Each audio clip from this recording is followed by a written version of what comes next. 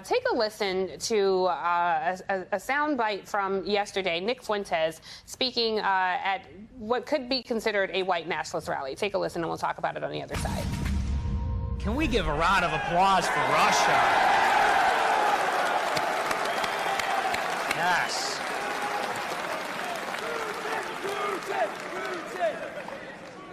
Absolutely, absolutely. Now they're going on about Russia and Vladimir Putin is Hitler, and they say that's not a good thing. And I shouldn't have said that. I shouldn't have said that. But what other way is there to say it? Of course, we know that's a terrible comparison. So, Sarah, this is a group, AFPAC. They are a white nationalist group. I do want to say that two members of Congress spoke at this convening, Congresswoman Marjorie Taylor Greene and Congressman Paul Gosar. NBC News does say that MTG didn't say anything out of the ordinary. However, what has come to be known as ordinary certainly leaves a lot of room for debate there. It's quite dangerous to me to hear statements like that, and also those statements be echoed by Tucker Carlson and others coming from right-wing extremists. While we see what's happening and unfolding in Ukraine, what does this mean for our domestic politics here at home? Well, these groups have been linked for a long time. I mean, this has been going on since Trump announced his run for office. And, many people in, Putin's corner saw the appeal of a white nationalist demagogue. And they're also financially linked. I mean, that's, I think, what we need to look at most here. We obviously have a problem with hateful rhetoric, with threats of violence, but they are funded. They are backed up by the same group of oligarchs and plutocrats and elite operatives who are also involved in the election. People like Paul Manafort, Michael Flynn, Roger Stone, people who are still on the run now, and oligarchs backing up Putin. So there's a lot of mutually beneficial, kleptocratic and autocratic bonds that have been formed, and very little accountability for anyone, which is why we've reached the point that members of Congress feel comfortable speaking at this sort of horrific rally.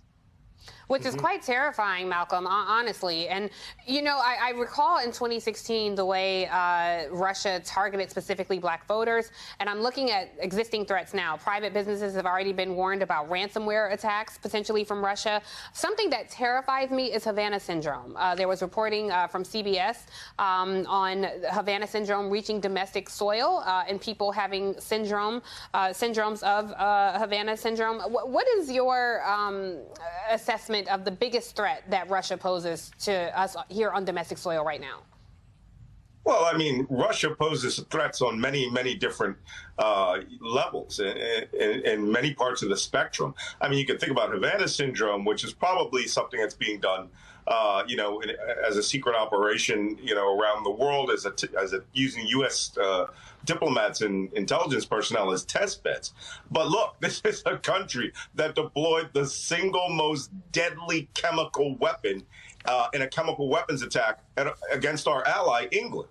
They also poisoned their own people using the rarest mineral on this planet, right? Polonium, which can only be produced as a byproduct of plutonium and only in a reactor that is creating atomic bombs. I mean, so Russia poses a myriad of threats. But let's be frank here. They pose a fundamental threat to the existence of the United States founding document, the Constitution of the United States.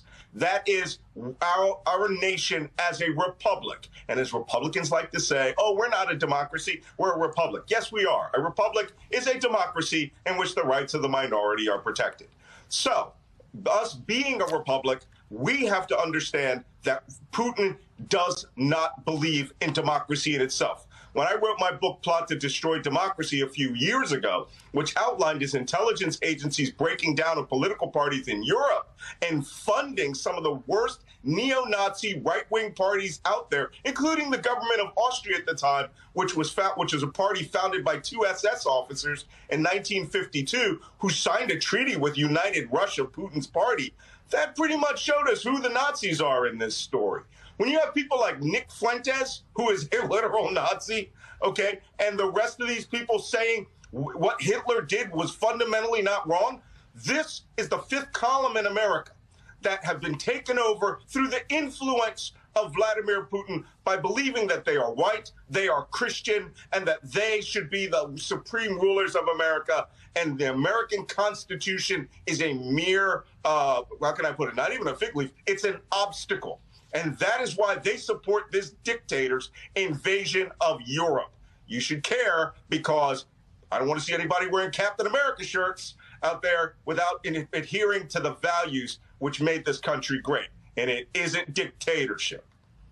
You are absolutely right, Malcolm. And Sarah, I want you to take a listen to some of the points that Malcolm was making. There are similar comments coming out of Fox News. Take a listen, and we'll talk about it on the other side. Putin is now saying it's independent, a large section of Ukraine. I said, how smart is that? And he's going to go in and be a peacekeeper. Democrats in Washington have told you have a patriotic duty to hate Vladimir Putin. It's not a suggestion, it's a mandate. It might be worth asking yourself, since it is getting pretty serious, what is this really about? Why do I hate Putin so much? Has Putin ever called me a racist? Very shrewd, very capable. I have enormous respect for him. I've been criticized for saying that. No, I have enormous respect for him. So I do want to say Tucker Carlson is now conveniently condemning Putin, saying this is his fault, but we can see very clearly where he was initially, with right-wing extremists having an entire network to espouse these kind of extremist beliefs and supporting essentially an enemy of the United States. What does that mean for us? Because it's not that they're saying these things, it's that the huge audience they have that consumes these things.